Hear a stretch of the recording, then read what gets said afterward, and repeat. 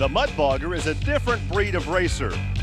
In this brand of motorsport, the lure of big money sponsorship is still just out of reach. But the racing tradition is rich, and in this crowd, individualism is part of the unconventional landscape, because here you run for the love of going fast, and that rebel streak is worn like racing Nomex, helping to shield against what speed may surrender.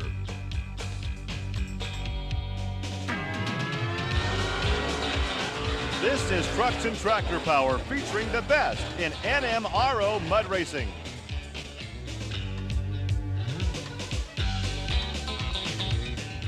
Today, it's the four-wheel Jamboree Summer Nationals at the Bloomsburg Fairgrounds in Bloomsburg, Pennsylvania. Hi, everybody. I'm Gary Lee, and welcome to Trucks and Tractor Power. We come out of Lima, Ohio, with all the mechanical carnage and head straight to a concrete wall, or a stage, as the case may be here in Bloomsburg. And I have to question, are these NMRO mud racers just a bit gun-shy when they come to this facility? Well, to ask Army Armstrong, apparently they can't afford to be gun-shy. Living on the edge, Gary Lee, that kind of tells you the caliber of individuals that drive these professional mud vehicles. To make a long story short, basically it's a short philosophy to life. You get in, you sit down, you buckle up, you shut up, and you hang on, because your fame is only going to come not in 15-minute shots, 3.5 seconds at a time. These guys got a little bit of kamikaze in them, Gary. You're going to see what I mean this afternoon. Back to you. A lot of factors to work with today, Army. The track is oversaturated. It is a mess, but the major concern is that concrete wall there at the stage just off to the right of the right-hand lane. Tom Marsh is at the starting line, and earlier Army had a chance to visit the cockpit of the Intruder. Gary, we commandeered Tom Marsh's Intruder vehicle to show the folks on the Nashville Network exactly what the working compartment's like on one of these things. Come here, I want to show you something. I think you'd find it interesting. First and foremost, safety. Notice they got a fire bottle here. You pull this pin, you pull this pin, it'll automatically shut it off. You start the vehicle with the start button here. You actually kill the vehicle with this button here. Very simple in the instrumentation. You got a brake on the left foot, just like a car. There's only one gauge. It's an oil pressure gauge. Notice it right here? But the interesting point is right there. The yellow light indicates that the transmission is in neutral. This transmission has reverse, neutral, and direct drive. It's not like a regular car. When you put this vehicle in direct drive, it's like winding up a rubber band on an airplane. The harder you go, the further it goes, the harder it goes. So it's just full, straight engine power. It goes directly to the rear wheels. Now, I want to show you something that's interesting. In order to shut the engine off, you push this button right here, and what that does, that starves the engine for fuel. It leans the engine out. So when a driver goes through, he'll lean the engine out that way, not actually turn it off with a key like you and I would do at home. There is another interesting fact here. Right where my finger is, there used to be a button. It's not a button there anymore. Why am I talking about it? Very simple. The drivers have found by keeping the single transmission like we talked about, the Lenco, with just one drive gear, you can hold on to the steering wheel with both hands. When the button used to be here, it activated a 2-speed transmission, and the driver would actually have to let go of the steering wheel to activate that button. Not a good thing to do when these rides are only 2.5 or 3 seconds long at about 118 to 119 miles an hour. Well, time to go to work. We're going to turn this thing back over to Tom Marsh, and I'm going to get to the high ground. Gary, back to you. Heck, Army, you look right at home there in the cockpit. There's Tom in the Intruder alongside his Mike Camella in Bonkers. Mike comes out of the Buckeye State of Ohio. He will be in the lane nearest our camera. And to his left, on a very tacky racetrack, Tom Marsh in the Intruder. These guys do the first 2 positions, so everybody in the back of the field is watching to see what the track is going to do. Camella broke. Marsh goes through good, but that tacky mud you're talking about, a 313, when we talk tacky mud, what we're meaning is the mud sticks on whatever it touches. It won't blow off. That's why they call it tacky. Well, Mike Camella is stuck in the mud. Look off to your left. You'll see him break just past the start. And Marsh comes through with that 313. And let's go down trackside now, Army. Tom, the track just really looked like it was sloppy out there for you. Yeah, it's really a lot rougher than it looks, Army. I really thought it was going to be a nice, smooth ride, and it didn't turn out that way at all.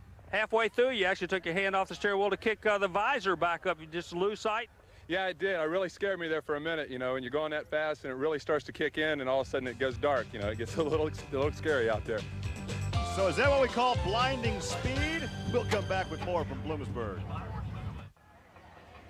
Welcome back to Bloomsburg, where Ford Trucks present the McCarthy Tire Summer 4-Wheel and Off-Road Jamboree Nationals. As we go back to the racetrack, far lane, that is Tom Means in Mud Patrol 2, and look at the wing. Gary, you know, the wing, as they call it in this sport, is designed to put downforce on a vehicle. Sprint cars are very successful with it, but in mud racing, I'm not sure it's exactly what you want. You want to lift the car, not push it into the track. Well, that wing is a trademark of car owner Paul Schaefer. Now, Tom Means in Mud Patrol 2 will be competing in 2 vehicles today. Good thing he's not running back-to-back. He's teamed up with his dad to campaign 2 cars in the mud circuit. This should work to Tom's advantage today with the sloppy conditions. Now, bear in mind, Tom Martin also competes in a machine called the Mud Patrols, and hell, we have 3 of those vehicles with the same name patrolling the pits. And there is a look at Brian Maeda, who will be in the near lane, and this is Foolish Pleasure. Love the name. Foolish Pleasure, Mud Patrol, one with the wing, one without a wing. This sport is going by leaps and bounds. This is why right here. He lays down a good run. That wing didn't seem to hurt him one bit. He laid down a straight run, too. Yeah, 3:154, 3:15 for Tom Means, and there's Brian Maeda's 3.814. Next up, a guy we've seen win here before in Bloomsburg, Al Ash. But first, let's go trackside and talk with Tom Means. Army? A 315, and it looked like it had a lot of porpoising to it out there. Yeah, left lane's got like hills underneath where you can't see in the mud, you know, and when you're running down through the mud, there's like little hills there, and you keep, you know, going airborne every time. Okay, now, will you knock that hill down to make the track better later in the field? Yeah, it's possible it might get better, but one of the things that, you know, once mud starts getting thrown out of the ruts, there ain't nothing to hook on to, you know. There's the advantage of having 2 vehicles in the competition. Yeah, but that wing pushed him down into those mountains he was talking about, Gary. There's a good look at Living on the Edge, Dan Fuchs' mount. That's the car that Army was standing next to in his open for our program today. And there's a look at Dan Fuchs out of the Illini State, Living on the Edge. And he pulls up against Al Ash. Now, Al had a nasty flip in Lima, made a hard right in the near lane and went on over, laughed about it, but you could tell he was shaken up, but otherwise uninjured. So Al Ash and Dan Fuchs. Ash is out of Pennsylvania, kind of a home state boy here. Runs good on this track. Not afraid of that wall. You got to remember, in the right lane at the end of the track's a big old wall. We got a good race, Gary. Oh, it's an excellent. Hang Whoa. on. Hang on. Oh, Fuchs spins around, slides to a stop. I thought he was going on over. There is his time at 3.28, but I thought for sure he might tuck that right rear and flip her on over. Check this out. 3.059. Oh, what a great ride for Big Al Ash. Take a look again at how close this is. Boy, they raced each other out that other end. Big Al is back in town. Check that out. A 3:05. That's awesome, Gary. Well, let's go back trackside, Army. The number 305 puts you quick today. That may just hold out for you. It might. I don't know. The hole's pretty soupy right now. I don't know if it's going to clear out and get more tackier. It might that might happen. It might get slicker yet. I don't know. I hope it holds. We'll see. Well, that one could be tough to beat as the competition continues here in Bloomsburg. As we take a look at Jeff Tobel in Dirty Deeds. There is a Jeep fiberglass body, and there's a look at Jeff out of Maryland in the Dirty Deeds Jeep.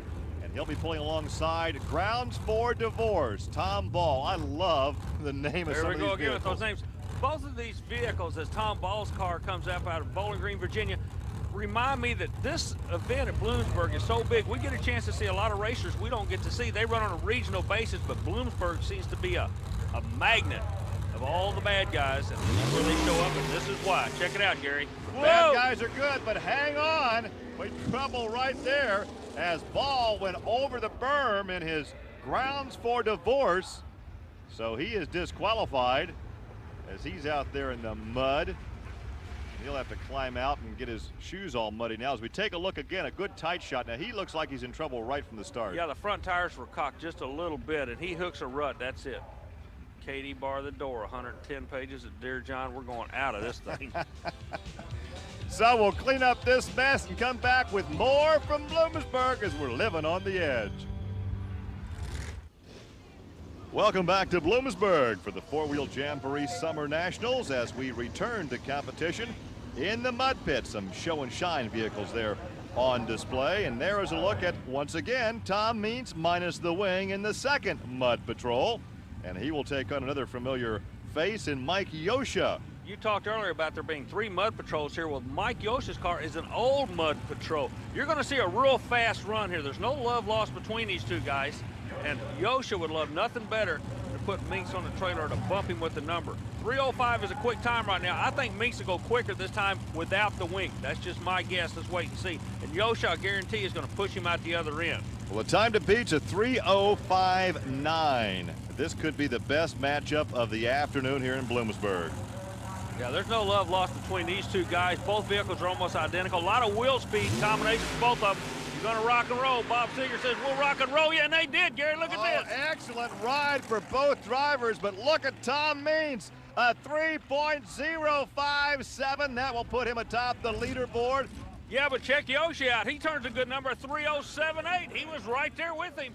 Yeah, that's good for third on the leaderboard. There's Tom Means' time, then Al Ash, Mike, Tom Marsh, and Tom Means. Let's go back trackside, Army.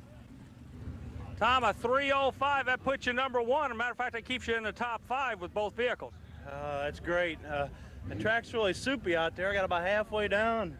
I couldn't see anything, so I just flipped it up and went on. There's a while there, I didn't know where I was going. That's got to be some of the wildest 2 and 3 seconds of racing in the world, especially with the amount of speed and everything, and then the fact you can't see. I think, you know, the times may not reflect how well you're going because you don't get off the line as good, but once you get going, you're definitely humming.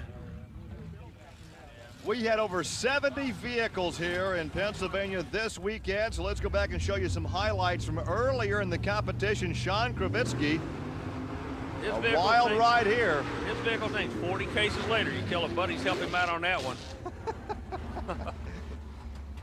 Well, here's a look back now at Shane Back and Brian Harrell. Harrell the near lane, Shane Back the far lane. Very soupy conditions here, but they all have the same mud to contend with. And after this run here, we had a chance to talk to Brian Harrell about track conditions. That top's just like glass. That water is just making us, where it's spinning and it's just, you know, hydroplaning us, just like we're walking on water.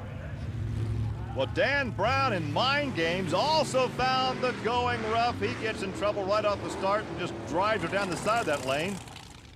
Now back to racing, where Tom Martin must now contend with that far lane, which has been a good lane so far. Tom Means has posted the quick number in that left lane. And as we take a look at Tom Martin in the Mud Patrol, and there is Sally Bagdonis out of Connecticut, the Lady Predator. Part of a family team. Her husband drives a vehicle that goes by the name of the Predator. What you're going to get a chance to see here, Gary, is the far lane is your traveling pro. This guy goes all over the country. The near lane, we talked about the regional racer. This is where they step up and run side by side. This might be a good parallel to show you what it's all about. George Cash, the starter, waits for both of them to go into the lights. Ducks. Oh, a good run. Boy, Martin laid down a 3:14. Man, he had that sucker humming on the big end. The Lady Predator, not such a great run for Sally at 4.496, but Tom Martin laid down a great ride as we take a look once again. Martin coming right at you in another Mud Patrol. Boy, he had a ton of overdrive on that blower. You could hear that sucker whistling on the big end. And he slams her down in the shutdown area, and let's go trackside and talk to Tom. Tom, a 3.14, but it looked to me like there's nothing to stick on the starting line. You had to get down the track before you could plant the horsepower. Yeah, you know, I think I misguessed on the starting line. It was a little better than I thought. I kind of detuned the motor for this run, and it didn't turn to RPM, so that's why we ran a little slow, but I'm happy with the car, handled good. Another task of mud racing is cleaning up the car after the run. And now we're ready for competition to continue with the S-Kicker. Here's a real wild man, Army. This is Jeremy Finley. Smiling Jeremy Finley out of West Virginia. This guy would tap dance in a minefield. I'm telling you, he has a philosophy about him. He just goes hard. That's all you can say about him. Same basic setup that the other guys have, except he's cut the top off his 32 Vicky. Who's he going to be going up against? Well, there's Bill Bibas out of New Jersey, the Hillside Scrambler. Scrambler in the far lane, and Jeremy in the near lane. Bibas is giving away a whole lot of weight right there as Jeremy moves in. This vehicle is almost identical to the 2 Mud Patrols we saw, with the exception they cut the top off. I asked him why. He said, I want to be able to see where I'm going, especially at Bloomsburg. Back to our starter. Nobody can see where they're going today. Oh, but he went there quick, even if he couldn't see. He's coming across. Hang on, no, he's off in the other man's shutdown area. A 3.104 for Jeremy. He's taking a shortcut back to the pit area. Wow. He took a real shortcut right across the lane of Bill's. Bill's time of 4.109. Left turn, Clyde, when he came out of the pit. Another look coming right at you. Good run, but he had some trouble in the shutdown area. And right there, he's in trouble. Sawing on the steering wheel, climbs on the brakes, gets her woed without getting in too much trouble, despite the fact he's in the wrong shutdown area. Let's go back trackside, Army. Jeremy, a 3.104 showing the track will hold the horsepower, but what did you find out there other people can't find? I don't know. I guess I just got lucky. Pit's pretty bad shape right now. I don't think it's going to get no better, that's for sure. Think that'll keep you in the top 5? I'd say. It'll have to, probably, if the pit's bad. You can see how bad the pit is from that shot right there as he has really bounced around. As we go back now to the starting line, Tony Pasillo in Fortified. There is Fortified in the near lane, and for Botnick, Dave for Botnick, and Lou Screw over there in the far lane. Won't believe real good for Botnick. Good run. He throws some mud against the wall. It doesn't stick, though. He only goes at 332. You got to go at 3.0 to be a player today, Gary. Yeah, you got to have one superb run to be at the top of the leaderboard of 4.101 in the near lane. So as the competition continues, we'll take this break and return with more action from Bloomsburg, Pennsylvania on Trucks and Tractor Power. The four-wheel jamborees feature a host of activities for the entire family.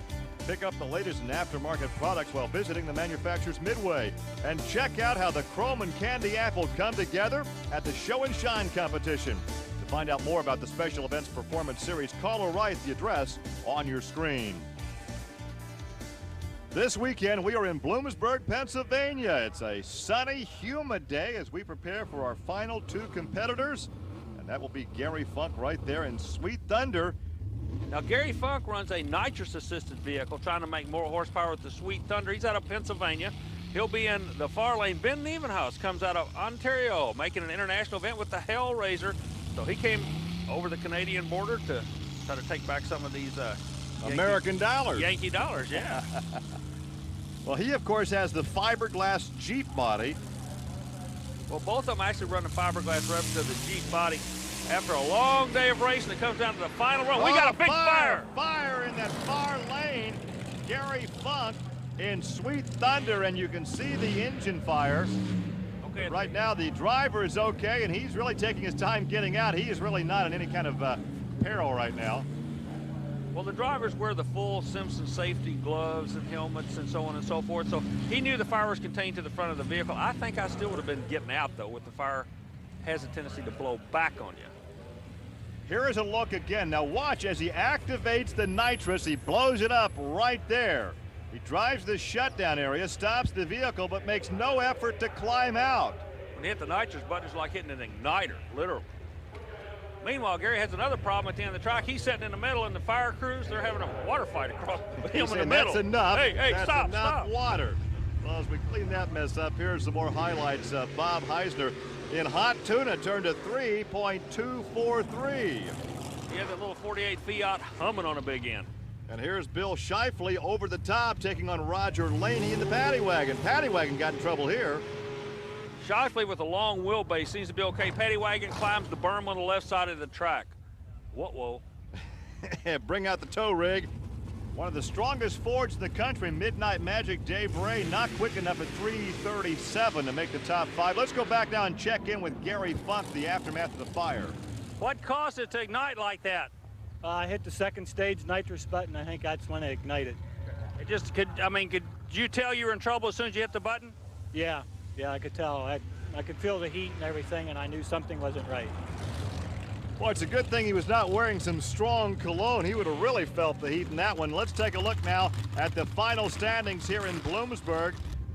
Tom Means just edging out Al Ash at 3:05.7 to a 3:05.9. There's the rest of the top 5, and here's your winner. Gary, we're standing with the guy that took it all today. Tom, having the 2 vehicles, is that an advantage or a disadvantage on a track like this? Well, it's a little bit of an advantage, but as far as driving 2, that's kind of a disadvantage. Okay, now what's the good side of it? Where do you learn something from the one vehicle you use on the other? I don't know, I think it gets you a little more used to going through there, you know, being it's the first time you run it today, and then when you come back to the other one, you feel a little more comfortable. Well, congratulations, great job. Congratulations to you and your dad. I know he's an intricate part of your team, and you guys are just dominating this sport this year. See if you can hang on to it. Yeah, special thanks to Paul Schaefer and Barrington Performance for helping us out. Split fire spark plugs. Thank you. Well, Tom tamed a tough track here in Bloomsburg. Our congratulations. For Army Armstrong, I'm Gary Lee. We'll see you next week on Trucks and Tractor Power. Now here's news of an exciting video release from Diamond P Sports.